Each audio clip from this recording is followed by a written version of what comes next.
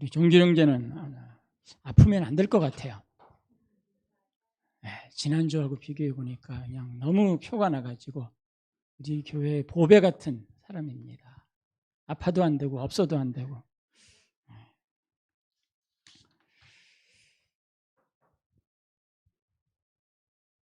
사사기에는 12명의 사사가 나오죠.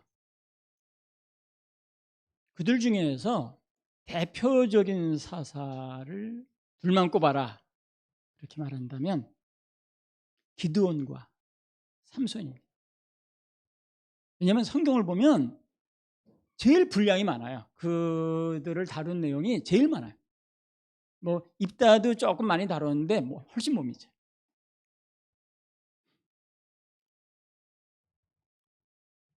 이 두 사람은 대단히 대조적입니다. 기드온은 처음에 가장 작은 자로 시작했어요. 하지만 그는 하나님께 철저히 순종했습니다. 하나님의 말씀하신 그대로 다 행했어요. 그 결과 하나님은 기드온을 하나님의 큰 용사로 쓰셨어요. 그리고 하나님의 복도 많이 받았어요. 삼손은 어떻습니까? 그의 시작은 대단했습니다. 하나님이 모태로부터 그를 구별하셨어요. 엄청난 힘을 그에게 주셨어요. 그런데 성경 본문을 잘 살펴보면 삼손이 하나님께 순종했다는 그런 내용을 찾을 수가 없어요. 아무리 뒤져봐도 그런 내용이 없어요. 삼손은 늘 여자들만 따라다녔어요. 성경은 세 여자를 따라다니는 내용이 전부예요. 그리고 개인적인 복수만 반복하다가 비참하게 생을 마감했습니다. 사람은 시작보다는 끝이 좋아야죠. 그렇죠? 시작은 미약해도 끝이 창대해야 돼요. 그렇기 때문에 우리는 삼손 같은 삶을 사는 것보다는 기드온 같은 삶을 사는 것이 훨씬 더 우리가 맞을 만한 그런 삶입니다. 오늘 읽은 성경 본문은 삼손의 결혼과 관련된 내용입니다. 이 사사기 14장 여기에서도 전체 내용은 삼손이 하나님을 거역하고 그리고 제멋대로 행하는 그런 내용들로 가득합니다. 그 내용을 먼저 잠깐 살펴보겠습니다. 첫째로 삼손은 눈에 보기 좋은 대로 행했어요. 안목의 정욕을 따라가는 거죠. 삼손이 처음 사랑했던 여자는 딥나라는 동네에 살고 있는 블레셋 여자였습니다. 율법에서 혼인을 금했던 이방 여자죠. 1절과 2절에 보면 삼손이 왜 그 여자와 결혼하려고 했는지 그 이유가 나옵니다.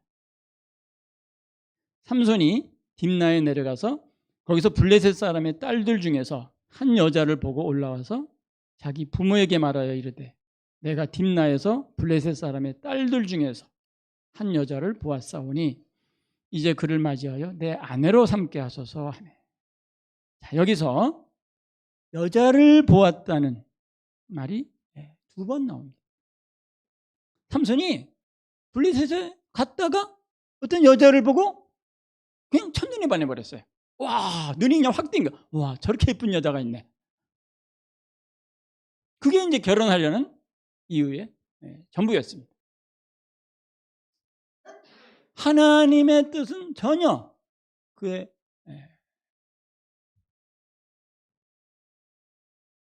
염두에 두지 않았어요. 성경을 보면 눈으로 보고 그리고 원하는 대로 했다가 망한 사람들 이야기 많이 나옵니다. 몇 가지만 제가 읽어보면 하와가 처음에 그랬죠. 선악과를 보고 이 탐스러운 거예요. 그래서 따서 자기도 먹고 남편도 먹었습니다. 아간은 어땠습니까? 금덩어리와 좋은 외투를 보고 원래 감추었다가 망했어요. 다윗도 그랬죠. 목욕하던 여자를 보고 역정을 참지 못해요. 그러다가 하나님께 심판받아요. 물론 우리가 눈으로 보았다고 해서 또 눈으로 보기 좋다고 해서 다 잘못된 건 아니죠. 뭐 예쁘고 아름다운 거 뭐 잘못된 거 아니에요. 좋은 일입니다. 가능하면 여자분들 예쁘게 하고 다니면 좋아요. 뭐 요새 뭐 남자들도 예쁘게 하려고 애를 써서 그건 좋은 건지 잘 모르겠는데 좀 시대가 조금 이상해서 예쁜 남자들을 선호하는 그런 경향이 생겼는데 이건 조금 좀 살펴봐야 될 것 같지만 어쨌든 기본적으로 예쁘고 아름다운 것이 잘못됐다고 얘기하면 안 되죠. 문제는 하나님의 말씀을 거역하고 보기 좋은 것을 따라가는 게 문제예요. 하나님의 말씀을 거역한다는 게 문제죠. 그것이 안목의 정욕을 따라가는 거예요. 그게 마귀의 유혹이에요. 파멸과 죽음으로 가는 길입니다.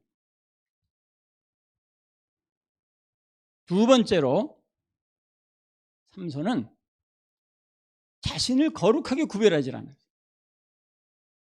삼손이 누굽니까?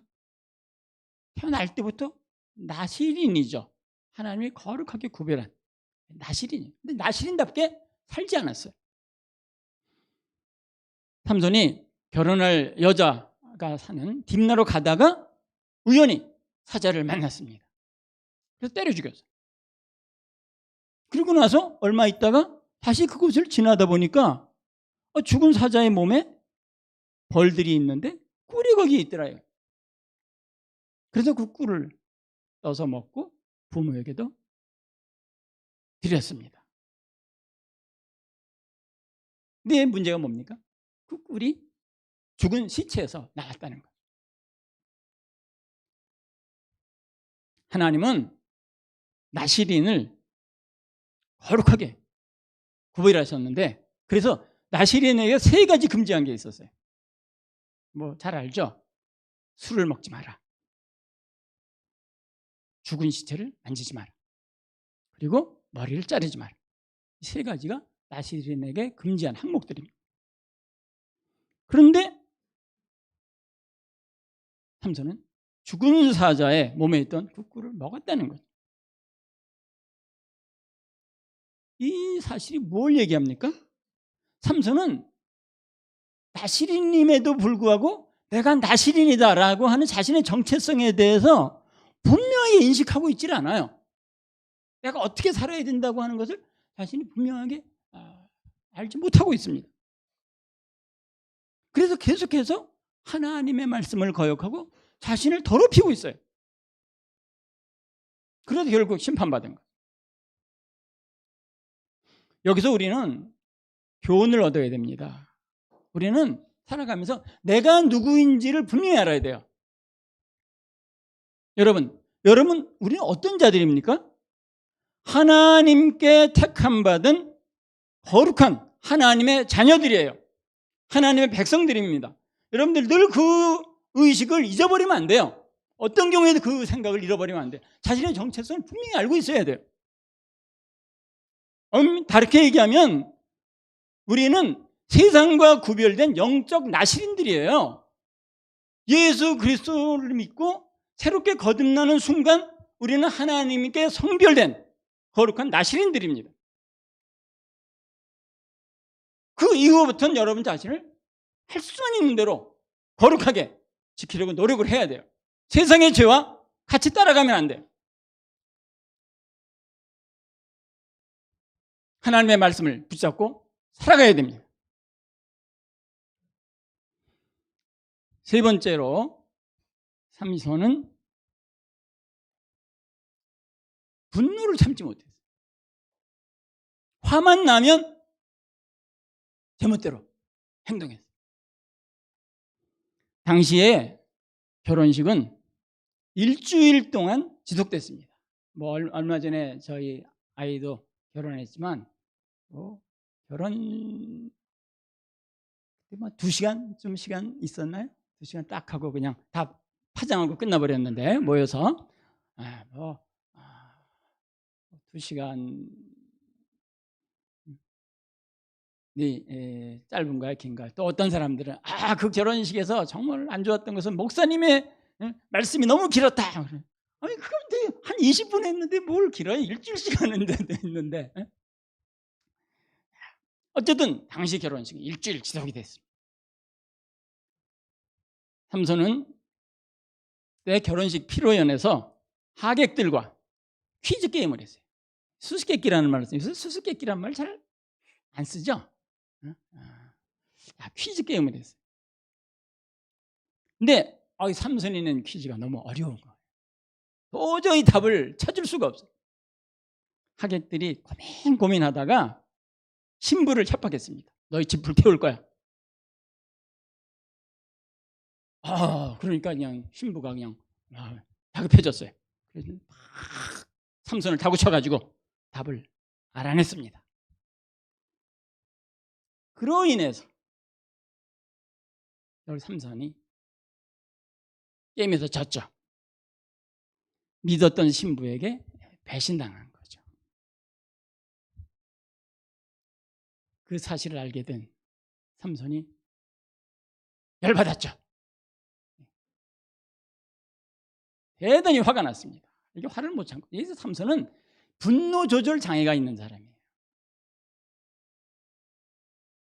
그 결혼식 하다 말고 신방 걷어차고 도중에 집으로 돌아가 버렸어요.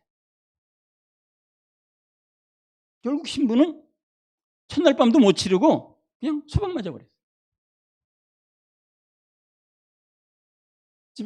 삼손이 집에 돌아와서 또 시간이 좀 흐르니까 이 분노라고 하는 건 시간 지나가면 또 스멀스멀 사라지거든. 화가 좀 풀리니까 내가 그때 너무 심했나? 자신의 행동을 후회했습니다. 그리고 이게 그때는 막 화가 났는데 아내의 사랑스러웠던 모습이 막 떠오르는 거예요. 자기한테 잘해주던 그런 일들이 막 떠오르는 거예요. 이게 지난번 지난주인가요? 우리 목사님 그 가정 우리 홍 목사님인데 남자들은 과거에 뭐 집착한다 이 삼손도 그랬나 봐요. 지나간 일이 자꾸 떠오르는 거예요. 그때 좋았는데. 그래가지고 화해해야 되겠다. 그래서 선물로 예쁜 염소 새끼, 아주 어린 염소 새끼 한 마리, 아주 예쁜 놈 하나 집어가지고 신부를 찾아갔습니다. 그런데 이 타이밍이 너무 늦었어요. 신부 아버지가 자기 딸이 결혼식 하다가 도중에 그냥 파장이 나버리니 너무너무 수치스러웠던 거예요.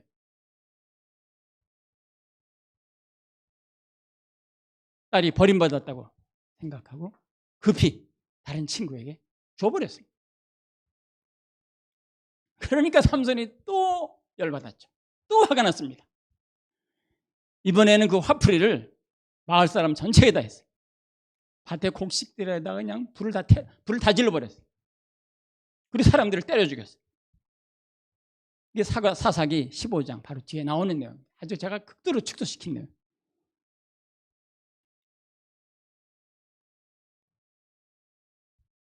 화만 나면 앞뒤 가리지 않고 화풀이하는 거예요. 이게 삼손의 이게 아주 고질적인 병폐입니다. 제가 늘 성경 읽을 때마다 같은 걸 읽을 때마다 마음에 정말 찔림을 받는 게 있는데 이제 야고보서 1장 20절 말씀입니다. 사람이 성내는 것이 하나님의 의를 이루지 못함이라. 이 성내는 것, 화잘 내는 사람들, 분노 조절 장애가 있는 사람들은 이 말씀 볼 때마다 찔릴 수밖에 없어요. 근데 삼손은 이 말씀도 못 봤을 거예요. 근데 어떤 식이든 분노는 하나님을 기쁘게 하지 못해요. 그래서 우리가 정말 화날 때 특히 조심해야 됩니다. 정말 화날 때 조심. 반드시 후회하거든요.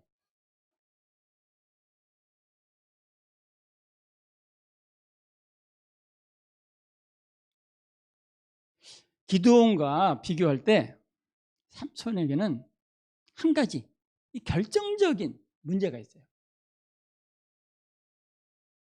이게 뭐냐면 삼손은 하나님과의 교제가 없어요. 기드온 보세요. 그는 하나님 만난 후에 계속해서 하나님과 교제합니다. 하나님의 계속 음성을 들었죠. 하나님의 음성을 계속 들었어요. 그리고 그 음성에 따라서 철저히 순종했습니다. 너 가서 네 아버지 집에 있는 바알제단 허물고 아세사랑 찍어라. 너무너무 무서운데도 했어요. 미디안과 싸울 때 모여든 군사들 야, 그거 다 돌려보내고 300명만 남겨라. 도저히 이해가 안 가요. 그런데 했어요. 그런데 했어요. 기드온이 사실 말년에 조금 말씀에서 벗어나서 좀 그러긴 했지만 정말 이때 보면 이렇게 대단하게 정말 순종한 사람 정말 찾기 쉽지 않아요. 정말 모세만큼 대단한 믿음의 사람이에요.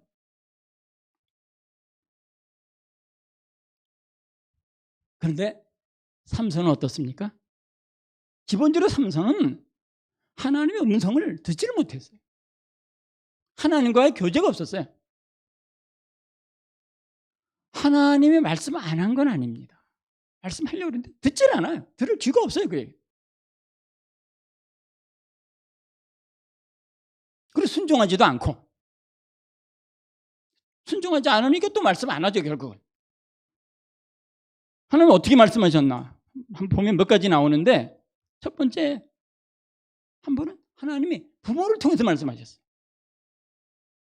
삼손이 블레셋 여자와 결혼하고 싶습니다. 이렇게 했을 때 부모가 반대했죠. 야, 우리나라엔 여자가 없어서 그 이방 여자와 결혼하느냐? 이 땅의 여자와 결혼해라. 그게 하나님의 뜻이에요. 그게 하나님의 말씀이에요. 부모가 하나님의 말씀을 대언한 거예요. 그런데 그 말 안 들었죠. 순종하지 않았죠. 하나님은 자주 사람들을 통해서 말씀합니다. 목사님을 통해서도 말씀하시고 여러분의 부모를 통해서도 말씀하시고 또 여러분의 목자를 통해서도 말씀하시고 영적 여러 사람들을 통해서 자주 말씀하세요.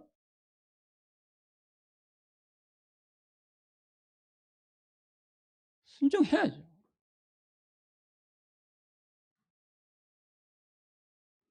또 하나 하나님은 삼손의 양심을 통해서도 말씀해요. 삼손이 사자 몸에서 얻은 꿀을 먹고 부모에게도 드렸어요. 그런데 그 꿀이 어디서 나왔는지 그 출처를 말하지 않습니다. 왜 그래? 이유 뻔하죠. 그 꿀이 부정한 꿀이라는 거 알고 있죠.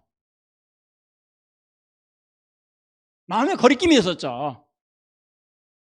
그러니까 말하지 않아요. 감춘 거예요. 여러분, 마음에 거리낌이 있습니까? 하나님의 음성이에요. 무시하지 마세요.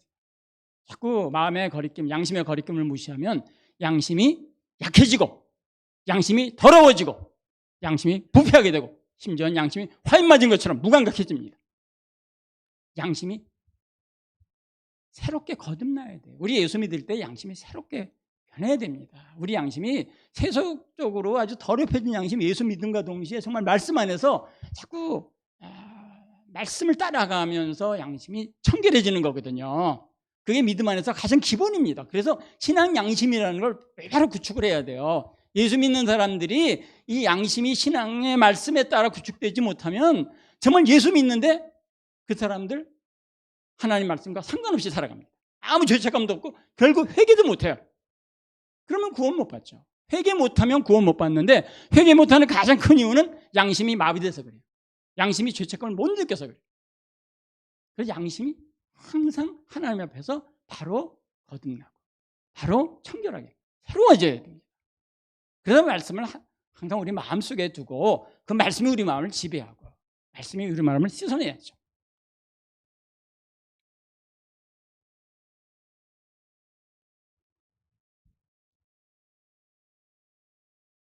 삼손은 엄청난 괴력의 소유자였습니다. 이 젊은 사자를 맨손으로 찢어 죽였거든요.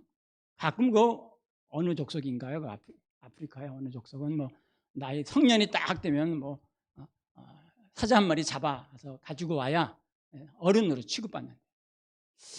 거기 가면 우리는 다들 어린애 같은데 남자들 장가도 못 갈 거예요. 근데 그때 사자 잡으러 나설 때 그 사진 보니까 다 창을 들고 가더라고요. 뭔가 무기 하나 들고 가요. 쓸 수 있는. 근데 삼손은 맨손으로 사자를 때려잡았다. 그러니까 엄청난 거죠. 또 15장을 보면 나귀 턱뼈. 이제 무기가 나귀 턱뼈예요. 나귀 턱뼈가 되게 막 특히 말라가지고 죽은 나귀 시체에서 꺼낸 턱뼈니까 되게 단단했나. 그걸 가지고 사람들을 때려 죽였는데 1000명을 때려 죽였습니다. 이 1000명 두드리기만 해도 뭐 팔이 쉽지 않을 텐데 1000명을 때려 죽였습니다. 아무도 그를 당할 수가 없어요. 그런 삼손이 이기지 못했던 상대가 있었죠. 그게 자기 자신입니다. 삼손은 화가 나면 참지를 못해요. 그래서 그의 결혼도 그의 인생도 망쳐버렸습니다. 그래서 자만 16장 32절은 이 분노에 대해서 굉장히 정말 주의를 시키는 거예요. 분노에 대해서. 그러면 한번 주보 뒷면 보면서 한번 잠언 16장 31절 같이 한번 읽어볼까요? 자, 시작.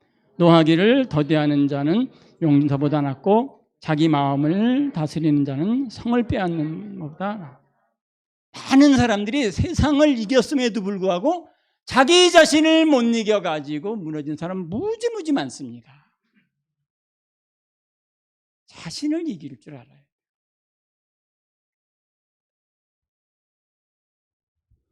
사람들은 정말 가진 거 많고 능력이 많이 주어질수록 반드시 거기에 걸맞게 필요한 게 있어요. 자신을 통제하는 절제입니다. 절제력이 부족하면 능력을 잘못 사용하게 돼요. 그래서 자기 자신과 주위 사람들을 망하게 합니다. 그러니까 정말 자녀들이 부모로부터 재산 엄청나게 물려받고 뭐 좋은 거 다 받아도 이 자녀들에게 절제하는 훈련을 못 시켜놓으면 자녀 엉망이 돼버립니다. 흥청망청 다 망해버려요. 다 망해요. 부모가 자녀들에게 가르치고 훈련시킬 것 중에 하나가 정말 절제하는 훈련이에요. 저는 얼마 전에 우리 집에 손자가 카나다에 살고 있는 애가 이제 한국에 잠깐 왔어요. 손자 데리고. 처음 봤죠, 저도. 얘가 내 손자구나. 나이는 3살이구나. 그 보는 순간에 예쁘기도 하고 한편으로는 슬프기도 하고 내가 진짜 할아버지 맞네.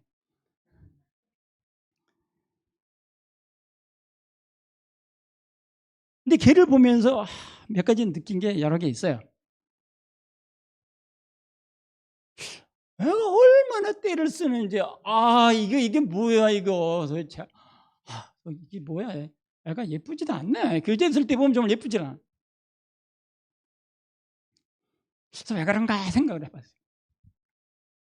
갓 태어난 아이들, 갓 태어난 아기들이죠. 갓 태어난 아기들은 전부 어린 황제입니다.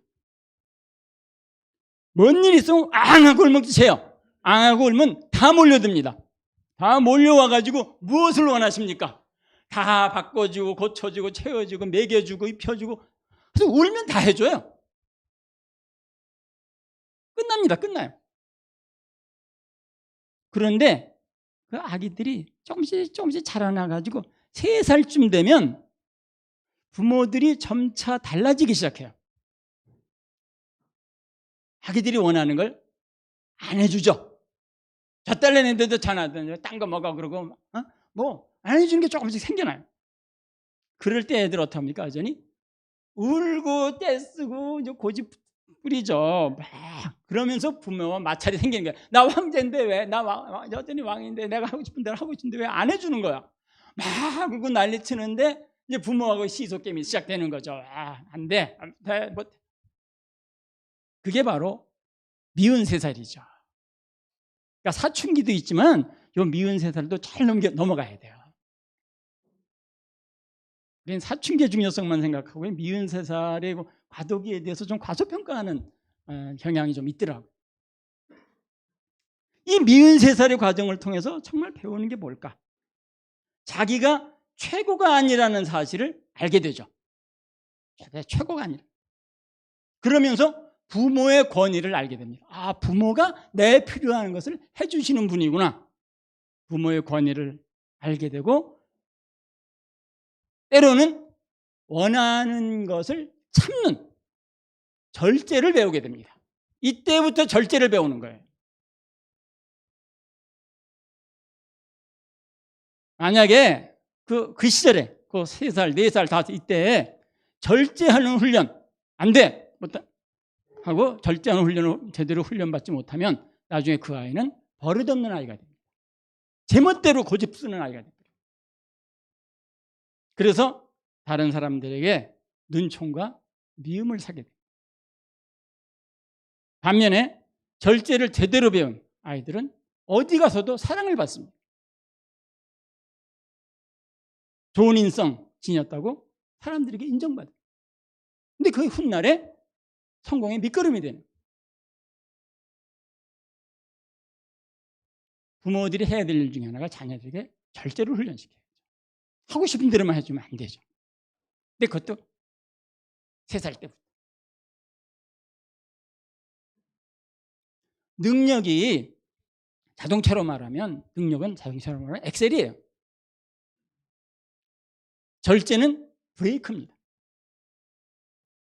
엑셀만 있으면 어떻게 돼? 마구 달려가죠. 마구. 내가 하고 싶은 대로 할 거야. 막 달려가는데 삼손이 그랬답니다. 저는 삼손 보면 부모가 과연 어릴 때 절제를 제대로 훈련시켰을까? 이 아이는 하나님이 특별하게 점지해서 한 아이야. 아마 대단하게 키우다가 보니까 어쩌면 절제 훈련을 덜 시킬 수도 있었어요.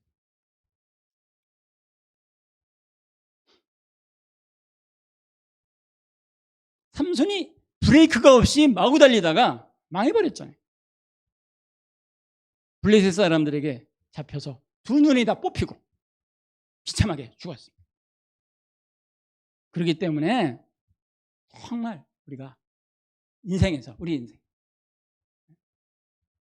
브레이크 절제할 줄 알아야 돼요. 자신의 욕심과 분노에서 자신을 잘 지켜내야 돼요. 이게 나를 지키는 거거든요. 나를 지켜야 돼요. 나를 못 지켜서 망하는 거. 여러분, 이 절제를 이제 우리는 어떻게 배울 수 있어요? 우리 뭐 이미 다 앉아서 성장했고 이미 베이비 시절 다 지나갔고 어떻게 배울 수 있습니까? 하나님의 말씀을 통해서도 우리는 배울 수 있어요. 하나님 말씀이 뭡니까? 하나님 말씀이 기본적으로 나를 부인하는 법을 가르치는 거예요. 나를 따를 것인가 말씀을 따를 것인가예요. 하나님 말씀 따르는 사람, 성령의 인도를 따르는 사람들은 자기를 부인하는 법을 배워야 됩니다. 예수님 말씀하셨죠? 아무든지 나를 따라오려거든 자기를 부인하고 자기 십자가를 지고 나를 따라올 것입니다. 자기 부인하지 못하면, 자기를 쳐서 복종시키지 못하면 절대로 예수 그리스도 믿을 수 없어요. 그래서 예수 믿는 사람들, 말씀에 순종하는 사람들은 그 부산물로 정말 절제라고 하는 성령의 열매를 맺게 되는 겁니다. 이 절제 얼마나 값진 선물인지 몰라요.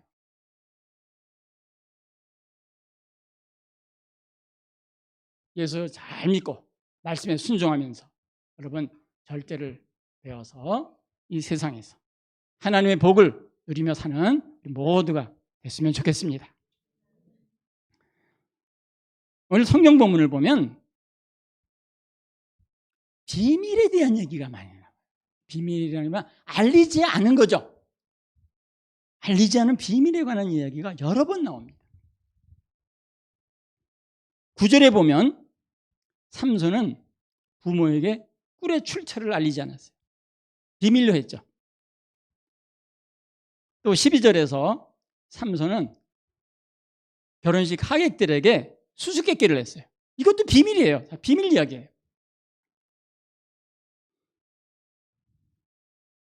연인이나 친구같이 가까운 관계일 때, 뭐 연인 말고 부부도 마찬가지예요. 부부같이 가까운 관계일수록 서로에 대해서 점점 더 많이 알게 되죠. 뭐 100% 다 아는 건 아니에요. 저도 뭐 집사람하고 많이 살았지만 모르는 게 너무 많아요. 하지만 많이 알았어요. 비밀이 많이 적어졌습니다. 비밀이 줄어들어요. 그래서 별 신비로움도 이제 없어요.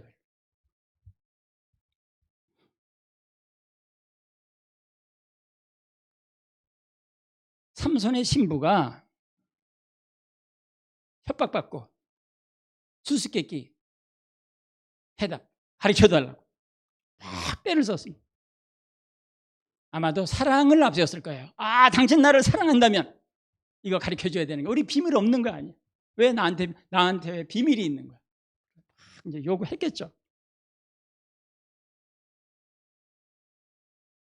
근데 사실은 삼손은 여자를 사랑한 것 같은데 여자는 삼손을 별로 안 사랑한 것 같아요. 진정으로 사랑하지 않아요. 결국 삼손을 배신했죠. 살다 보면 남자들만 그러겠습니까? 여자들도 마찬가지죠. 이런 일 많이 당합니다. 사랑에 속고 의리에 속고 한탄할 때 많아요. 그래서 정말 지혜가 필요해요. 기도 많이 해요. 근데 하나님도 알리지 않은 것이 있어요. 비밀이 있었습니다.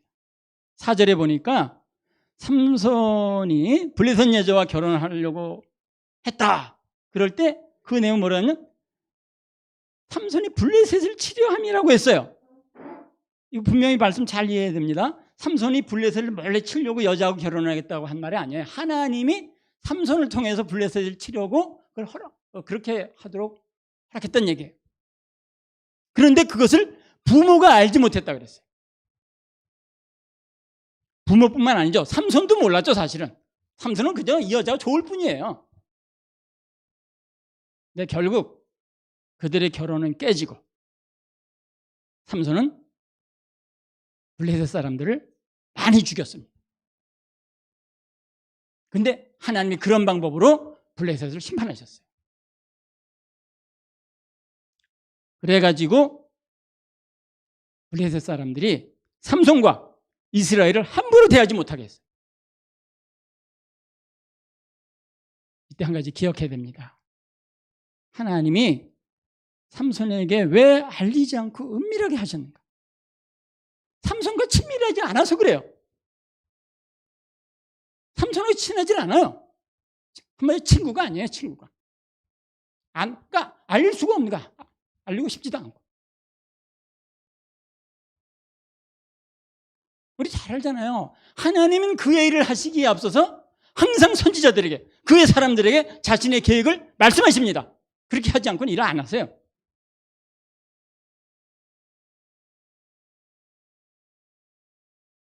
그래서 하나님은 홍수로 세상을 멸망하기 전에 노아에게 이를 알리셨고, 소돔과 고모라 성을 심판하기 전에 아브라함을 찾아와서 모든 계획을 말씀해 주셨잖아요.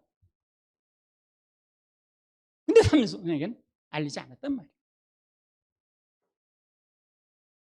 우리 예수님도 장차 이루어질 일을 제자들에게 다 알리셨습니다. 요한복음 15장 15절 우리 주보에 있는 거 한번 다 같이 한번 읽어볼까요? 자, 시작.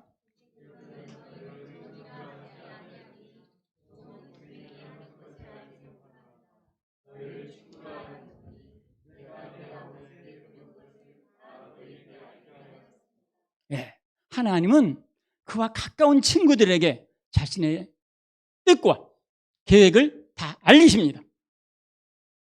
누가 하나님의 친구입니까? 하나님과 친밀하게 교제하는 자입니다. 하나님의 음성을 들을 줄 아는 자예요. 하나님을 사랑하는 자입니다. 그리고 하나님께 순종하는 자입니다. 이제 말씀을 마무리합니다. 여러분, 교회에는 두 종류의 신자들이 있어요. 하나님의 음성을 듣는 자와 하나님의 음성을 듣지 못하는 자가 있습니다. 하나님과 친밀하게 교제하는 자와 교제하지 못하는 자가 있습니다. 삼손은 하나님의 음성을 듣지 못했습니다. 하나님과 교제 없이 제멋대로 살았던 사람입니다. 삼손과 같이 살지 맙시다. 육신의 소욕대로 행하지 맙시다. 하나님은 지금도 사람을 찾으세요. 그의 음성을 듣고 순종하는 자를 찾으십니다. 하나님을 사랑하는 자가 되기 바랍니다. 매일 하나님과 동행하고 그분과 친밀하게 교제하기 바랍니다. 하나님의 뜻을 분별하세요. 그의 뜻에 순종하며 하나님의 일을 행하면서 날마다 하나님께 영광 돌리는, 하나님께 쓰임받는 우리 모두가 됩시다. 우리 함께 기도하겠습니다. 이 시간에 우리 자신 한번 돌아봅시다. 정말 여러분은 하나님을 사랑하고 있습니까? 하나님과 친밀하게 교제하고 있습니까? 오늘 아침도 여러분 하나님의 음성을 들었습니까? 그리고 그 음성에 순종하고자 마음에 준비되어 있습니까? 여러분이 주님과의 친밀한 교제에서 멀어졌다면 회개하고 더 친밀한 교제 속에 들어가게 해달라고 기도합시다. 주의 음성을 잘 듣고 주의 뜻을 올바르게